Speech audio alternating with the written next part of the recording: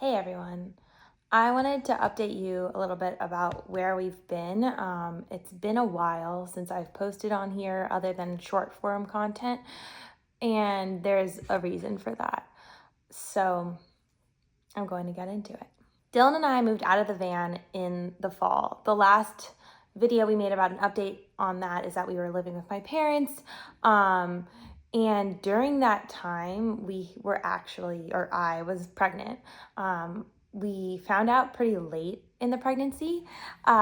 We did move home with the intention of starting a family, and that's why we moved out of the van in the first place. So we actually ended up getting pregnant right away. And we didn't know, or I didn't know that I was pregnant. I had gotten some bleeding, which I thought was a period. I now have learned more about how pregnancy works, and that was actually implantation bleeding. But I thought I had a period. And then a couple weeks later, I started bleeding again. And I messaged my gyno and I said, hey, is it normal to start bleeding intermittently when you've gotten off of the IUD? And she said, did you take a pregnancy test? And so I went to the store, got a pregnancy test, and Dylan and I took it together, and immediately it came back positive. I honestly, if I had thought it would come back positive, I even probably would have taken a video of that, but I just had no idea that I was pregnant.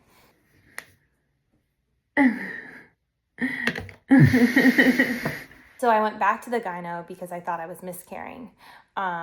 She told me that it might be miscarrying. There's other reasons for bleeding. So she did some blood work and a test to make sure that I was pregnant. Again, of course, that came back positive. I also got blood work done to check my levels to make sure that I was miscarrying, because basically your hormone called HCG would be going down if you were miscarrying. But if you're pregnant, it's going up. So I got blood work done the day I went into the gyno, and then Dylan and I flew to California to see some friends. I, the whole time, thought I was miscarrying. It was somewhat emotional, but I didn't even know I was pregnant, so I was like, it's not that big a deal, because I had no idea I was pregnant in the first place. Well, we get to California, and then the following Monday, Dylan goes back home, and I'm with my friends. And I get my blood work done again in California, and I get the results, and my HCG levels have gone up significantly. So the doctor messaged me and they're like, we need to see you ASAP. So I call and I'm like, hey, I need to schedule an appointment. Am I pregnant? And the nurse on the phone, or whoever talks on the phone, said, you're very pregnant. Freaking out at this point because I had no idea I was pregnant. I'm now with my best friends in California, but Dylan is across the country. So I'm finding out I'm pregnant without him, which was just like a whole whirlwind. Hello, everybody. What day is it? It's okay. It's October 29th. It's a Tuesday. It's a Tuesday. My blood test came back from when I thought I was miscarrying. And I didn't know I was pregnant before. I've been sick the past few days. We thought I was miscarrying. But we thought she was having residual nausea from miscarrying. Right, exactly. But it seems like my blood tests show that I am in fact pregnant. But we don't know for sure. But it says but all signs point to yes. It says I'm, based on my last period, I'm 7 weeks pregnant. And guess what her due date is? Based on our math, which is like the doctor didn't tell us. Googling 40 weeks from September 7th is my birthday. Yep, my birthday.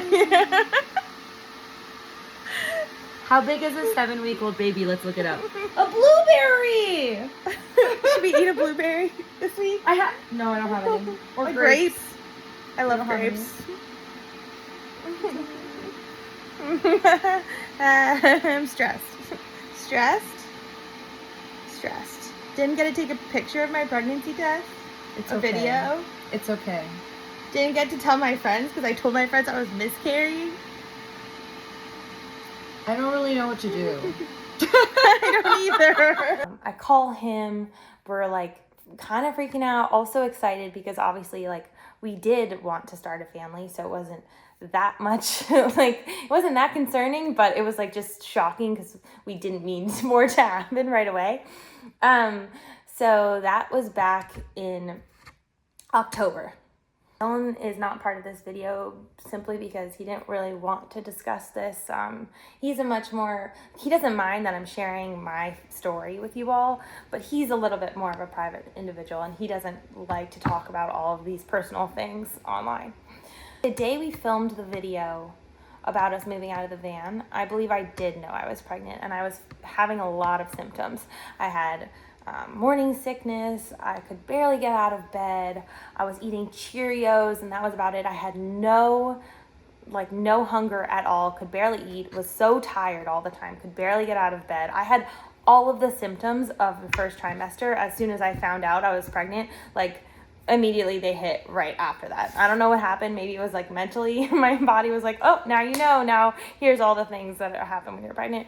Or that's just the time that those symptoms usually start because it was about 6 weeks pregnant. And it's in the right place. Look at this little heart motion. Wow. You see that, Jill? Mm-hmm.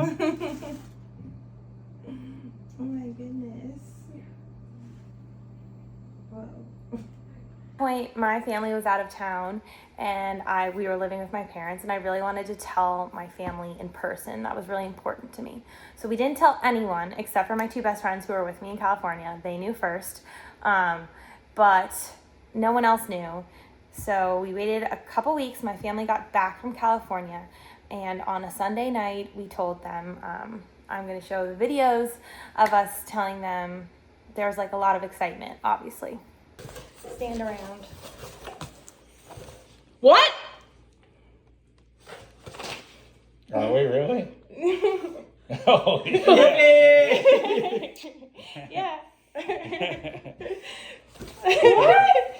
What? Serious? Yeah, I'm serious. You're really serious? Serious. Oh my God. Congrats, guys. That's Thank awesome. you. Oh my gosh! Oh my gosh! What? That's scary. Wow. Shut up. Lita, shut up. I'm not joking.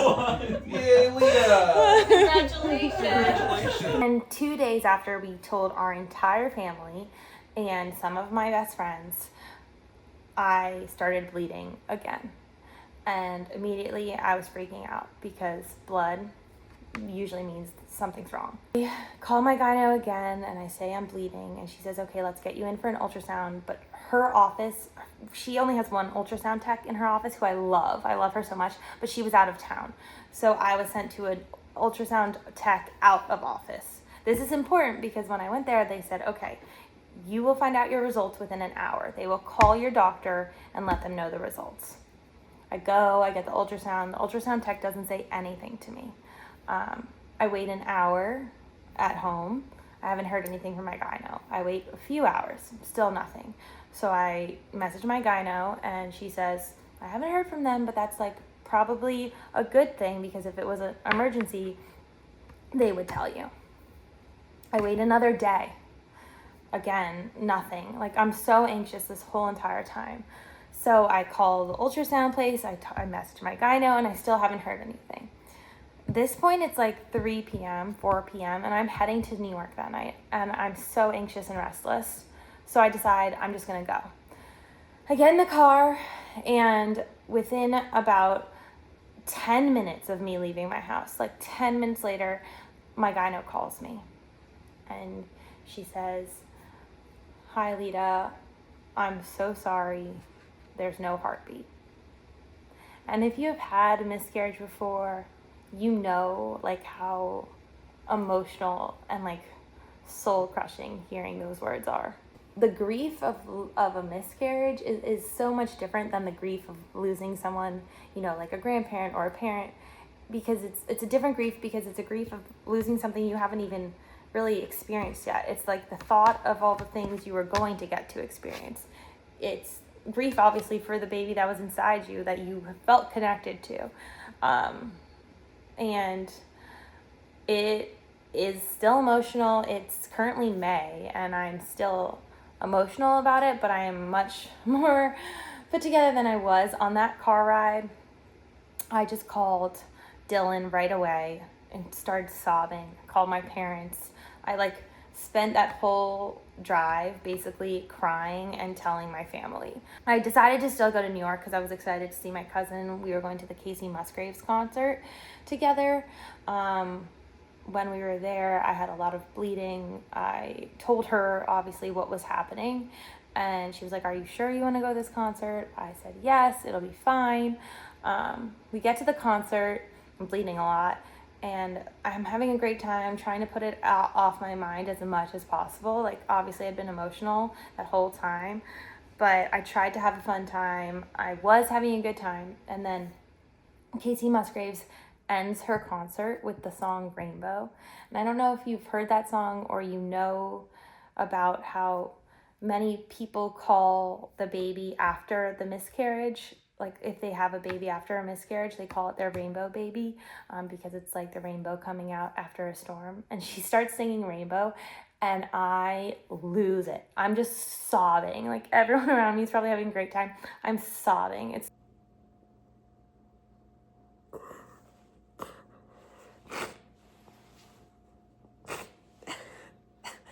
spent the rest of the weekend in New York, went home. On the drive home, called all of my friends to tell them what was going on, because I'm the kind of person who just likes to tell everyone everything. As I miscarried at about 9 weeks, my gyno said that she recommended I get a DNC, dilation and gutledge procedure, because it was going to be painful if I had chosen to pass it naturally or pass it using the pill.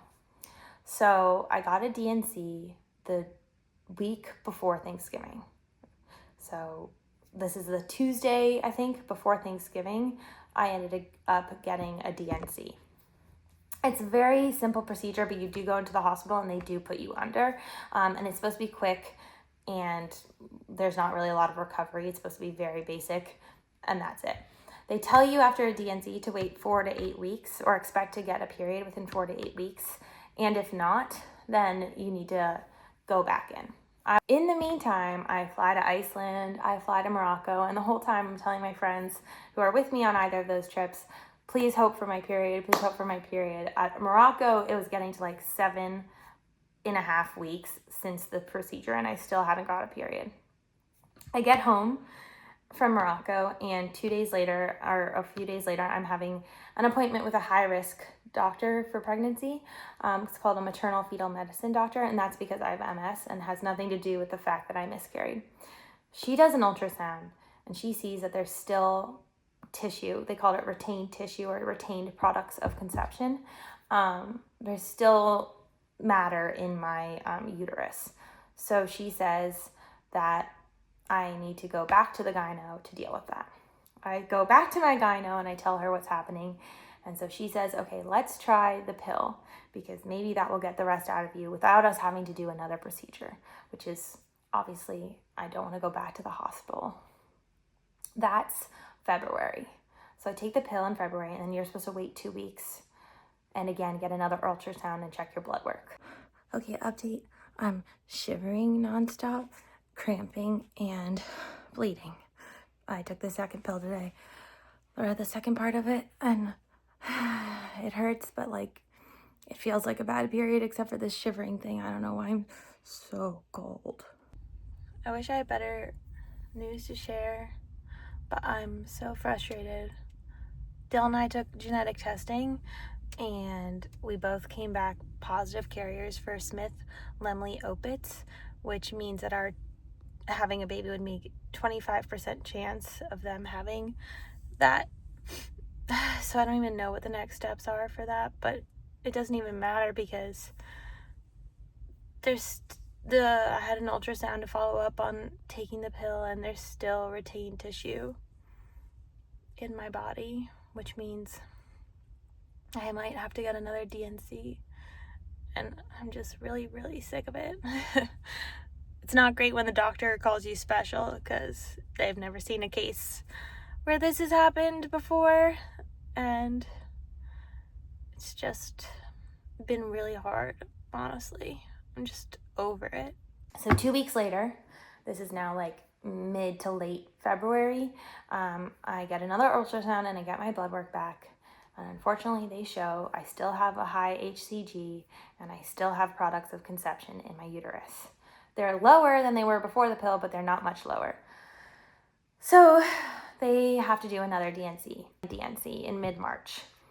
You know, I've had the first one. I'm like, I know what to expect. It's going to be easy in and out, and then I'll be done. Like, then we can move on and start a new chapter. This is March.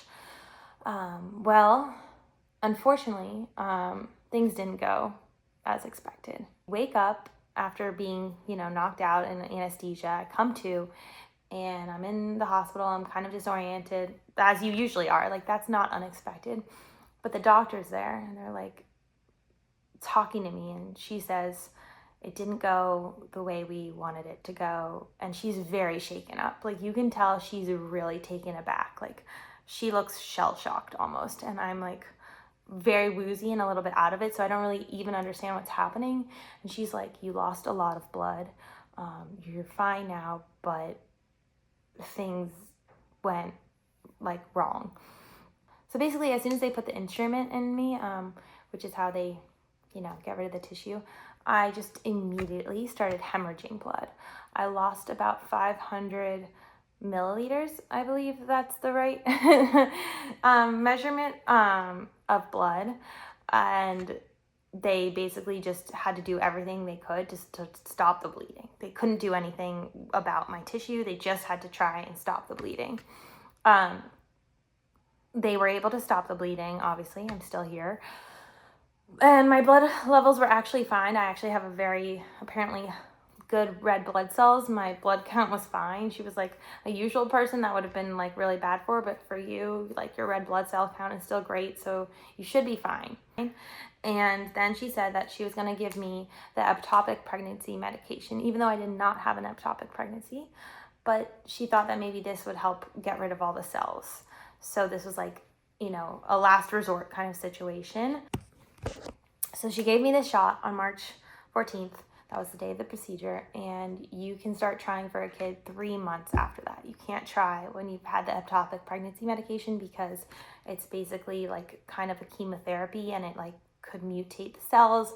So anyways, at the same time, we're leaving, we're going back home. The doctors are very concerned after this hemorrhaging incident, and they're like, you need to be on watch, you need to be kind of like chill this weekend, and if you start bleeding, you need to go to the hospital right away.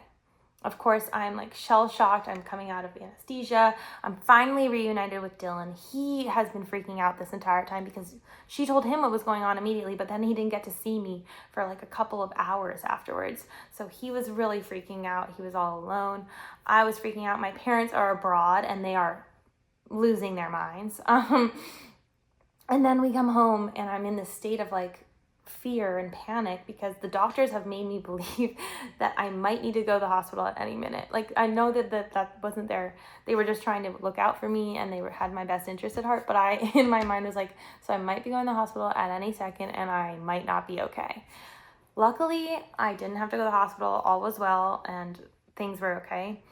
After that procedure, we did another HCG and ultrasound. Again, I still had tissue in me, which makes sense because she wasn't able to perform the procedure. At this point, my gyno and there's another gyno. So there's my gyno and there's a gyno who did the procedures, and they work at the same practice.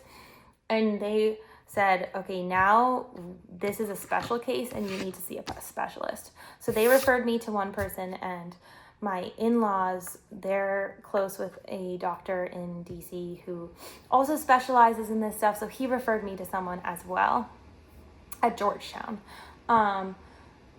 He said she specializes in cases like this. She really is like a minimally invasive gynecological surgeon. She deals with scarring and she deals with small tissue matters like this. So she's the person you want to see. So I ended up reaching out to her and the other doctor, but I heard from her way sooner than I was going to get to meet with the other doctor. And she looked through all my things, ordered another ultrasound. So at this point, I think I've had 7 ultrasounds. And she said, okay, you need to do another procedure. That procedure is being done. This was in April. So I go to Georgetown and I have basically the same procedure.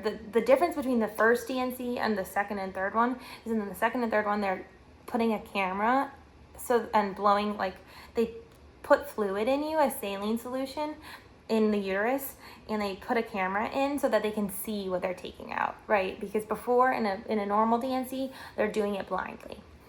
So the third one happens, and basically it goes really well, except for the fact that my tissue, the extra retained tissue, is really sticking to my uterus. So it's taking a lot of time to get it out. And I timed out, they can only put, I think it was like 2 liters of saline solution into you. Then you time out, like too much more, and there's like a risk of, I guess, absorption of some sort. So they can only do 2 liters. So I timed out of that procedure at 2 liters. That was it. So they didn't get everything, which means, of course, that I have to get one more procedure. The good news is they were successful and things were like good. My HCG has actually gone to 0, and within the past few weeks, I finally had a period again. Like, I was so happy, and then I remembered how much a period actually stinks. If you're a woman, you understand this, but like, I was in so much pain, and I was like, wait, why was I happy about this? But in reality, it is a good thing that I had my period, because that means my body is finally resetting to normal. But I still have one more procedure. I will probably update after this procedure, because my procedure is tomorrow at 1:30, I think, is my procedure. And this one is just like the final procedure. They're just going to make sure everything's gone, I have no scarring, and then I can finally move on from this chapter. Okay, quick update. I had the procedure yesterday. It went really well. They got all of the tissue, and I am officially done with this chapter of our lives. Hormones and stuff are already so out of whack when I was pregnant, and I didn't have the energy to do anything. I couldn't do anything. And then we went into the period of where I was miscarrying and my hormones were still out of whack, and I still didn't feel like myself. And then we went into the period of, oh, everything is going wrong. I have to keep getting procedures and my health is a mess. Like, it's been a really long 6 months and really taxing, really emotional. Dylan and I have had really hot, like really low lows in these past 6 months. It's been pretty difficult. And I know that people are going through harder things. Like, I'm aware that this isn't the hardest thing. And I'm happy that, all in all, my health is okay and we will be able to move on from this. But it's just been a lot to handle. And I am hopeful that this is the end of this chapter, that we can move on to be happy and healthy and, maybe trying for a family again. We just went on a 2-week vacation to Hawaii, which was so much needed. Like, it was such a good reset from all of the stuff we've been dealing with, and just time to enjoy each other's company and enjoy beautiful places, which we were used to doing in the van.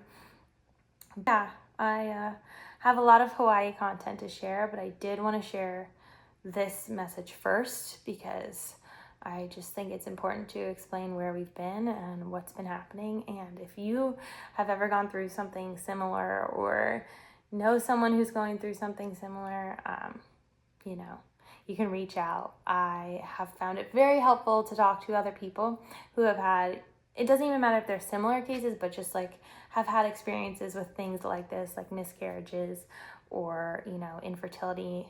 It's just helpful to have a community of people you can talk to when all of this is going on. But for now, I will give a quick update tomorrow. Hopefully this chapter is over and we're on to bigger and brighter things.